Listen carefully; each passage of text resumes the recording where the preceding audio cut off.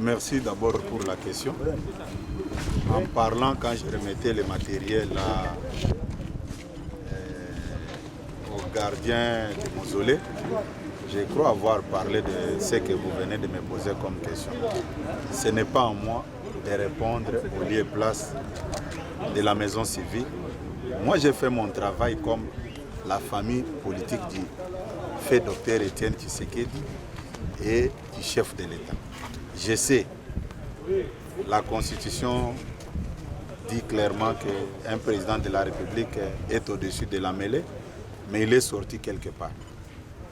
Nous, comme étant membres de sa famille politique, nous veillons à ce que là où le père fondateur se repose, puisse être un peu propre.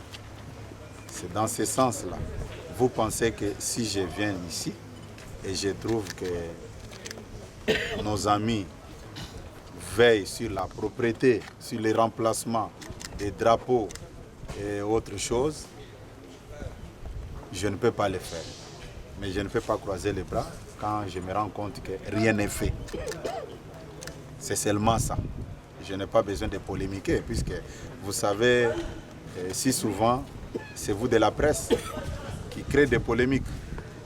Puisqu'il y a des gens qui se posent souvent des questions, et lui, Augustin, l'a fait, le président sectionnaire qui m'accompagne, je ne suis pas venu seul. Il y a même notre représentant adjoint de la représentation. D'abord, je tiens à préciser une chose que j'entends souvent dans l'opinion, surtout nous les responsables politiques. Nous avons de mauvaises habitudes de désorienter la population. J'ai suivi des discours, les gens qui voulaient marcher. Nous ne voulons pas une CENI politisée. Mais je peux vous rassurer ici, c'est de la malhonnêteté. Les gens n'arrivent pas à dire la vérité au petit peuple. Depuis de temps en temps, la CENI a toujours fait l'objet des politiciens. La CENI, qu'on le veuille ou pas, je vais vous le démontrer. Quand nous rentrons dans l'histoire, en 2006, en dehors de M. l'abbé Malou Malou, paix à son âme, mais le reste, c'était des politiciens. Quand nous montons en 2011, Théodore Ngoyi Mulunda plutôt, président de la CENI, mais les Mathieu Pita, les professeurs Ndioli, ce sont des responsables politiques, ils ont des familles politiques. À quel moment la CENI était devenue l'affaire de la société civile ou bien des confessions religieuses tout court? Quand nous remontons en 2018, le président de la CENI, Corneille Nangaa, confession religieuse, mais Norbert Basengezi, premier vice-président, membre influent du PPRD, Jean-Pierre Kalamba, les rapporteurs de la CENI, membre de ma famille politique, IDPS. À quel moment l'IDPS est devenu une confession religieuse ou une société civile? Bref, les gens veulent toujours utiliser les mensonges puisqu'ils ne sont pas prêts. Quand vous regardez tous ces acteurs politiques qui font du bruit de gauche à droite, qui se déploient dans les médias pour tromper le petit peuple, puisqu'ils ne sont pas prêts pour aller aux élections. Ils sont conscients qu'il faut aller aux élections au jour d'aujourd'hui. Ils vont manger des poussières. Ils ne vont plus apporter au niveau de leur fief, puisqu'il y a des politiciens qui existent que dans les médias et dans les réseaux sociaux. C'est ça, je pense qu'il faut faire la part des choses. Il faut regarder aussi l'image ou bien le message que nous allons lancer à cette population qui chaque samedi, chaque dimanche se réfère aux hommes de Dieu pour écouter la parole de Dieu, pour être un peu en paix. Mais si aujourd'hui, au lieu que les hommes de Dieu soient au centre de la paix, pour que les hommes de Dieu apportent la paix, au contraire aujourd'hui, les hommes de Dieu sont cités dans la crise. Même Dieu au ciel ne sera pas d'accord. Je peux exhorter nos pères dans la foi sans faire un jugement et bien aussi tenir compte de la parole de Dieu. Puisqu'il est écrit dans la Bible, dans les Saintes Écritures, vanité de vanité. ce que l'homme aura semé sur cette terre, il les moissonnera. Il faut regarder aussi la volonté de Dieu, puisque personne ne peut arrêter la volonté de Dieu. Tout ce que les gens peuvent faire comme calcul, mais si cela n'est pas dans le plan de Dieu, on peut se tirailler pour rien. Je pense qu'il faut d'abord regarder la genèse du problème.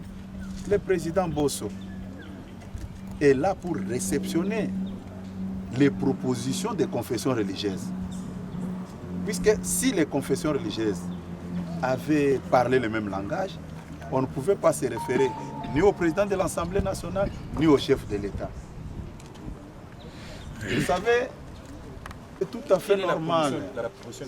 Non, c'est tout à fait normal. Quand vous me posez la question de savoir la position officielle de l'IDPS, mais si je donne cette position devant vos caméras, je suis malhonnête, puisque je n'ai pas interrogé tous les membres de mon parti, en commençant par Kinshasa jusqu'au fin fond là à l'intérieur.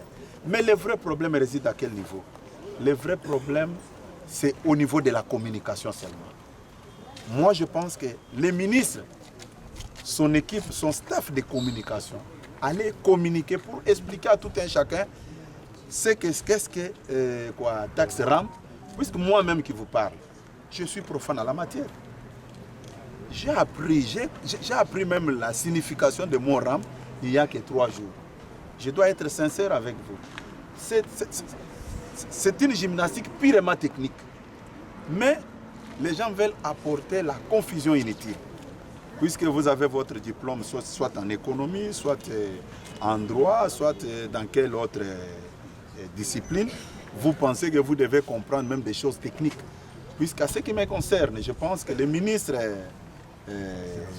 Kibasa Augustin devrait normalement déployer les experts à la matière. Nous expliquer, hein, vous comprenez un peu. Je vous donne un petit exemple là. Puisque moi je peux vous rassurer, nous crions tous les jours ici, tel pays s'est développé, posez la question aux uns aux autres. Je ne fais pas la défense d'X ou Y. Les députés ont fait leur travail. Puisque quand les députés se réfèrent auprès de leurs électeurs, il y a des problèmes. Un député responsable ne pouvait pas croiser les bras. Ils ont fait leur travail. Je ne vois pas pourquoi on les critique. Ils ont fait leur travail en tant que députés. Et maintenant, le ministre